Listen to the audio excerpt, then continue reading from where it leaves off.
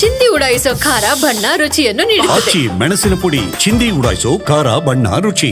ನೋಡಿ, ಮತ್ತೊಂದು ಕಡೆ ಮಂಡ್ಯದಲ್ಲಿ ನಿರಂತರ ಮಳೆಗೆ ಮನೆ ಕುಸಿದ್ಬಿಟ್ಟಿದೆ. ವೃದ್ಧ ದಂಪತಿ ಪ್ರಾಣಾಪಾಯದಿಂದ ಪಾರಾಗಿದ್ದಾರೆ. ಮಡುವಿನ ಕೋಡಿ ಗ್ರಾಮದಲ್ಲಿ ನಡೆದಿರುವಂತಹ ಘಟನೆ ಇದು. ಮಂಡ್ಯ ಜಿಲ್ಲೆ ಕೆಆರ್ಪೇಟೆ ತಾಲೂಕಿನ ಗ್ರಾಮದಲ್ಲಿ ಈ ಘಟನೆ ನಡೆದಿದೆ. ರಂಗೇಗೌಡ ಸಾಕಮ್ಮ ಇದ್ದಂತ ವೃದ್ಧ ದಂಪತಿ ಇದ್ದಂತ ಮನೆ ಇದು.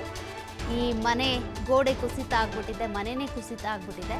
ಸತತ ಮಳೆ ಆಗಿರೋದ್ರಿಂದ ಮಣ್ಣಿನ ಮನೆಯ ಗೋಡೆ ಕುಸಿತ ಆಗಿದೆ. ದಂಪತಿ ಪಾರಾಗಿದ್ದಾರೆ, ಬಟ್ ಸೂಕ್ತ ಪರಿಹಾರಕ್ಕಾಗಿ ಒತ್ತಾಯಿಸ್ತಾ ಇದ್ದಾರೆ ಈ ವೃದ್ಧ ದಂಪತಿ.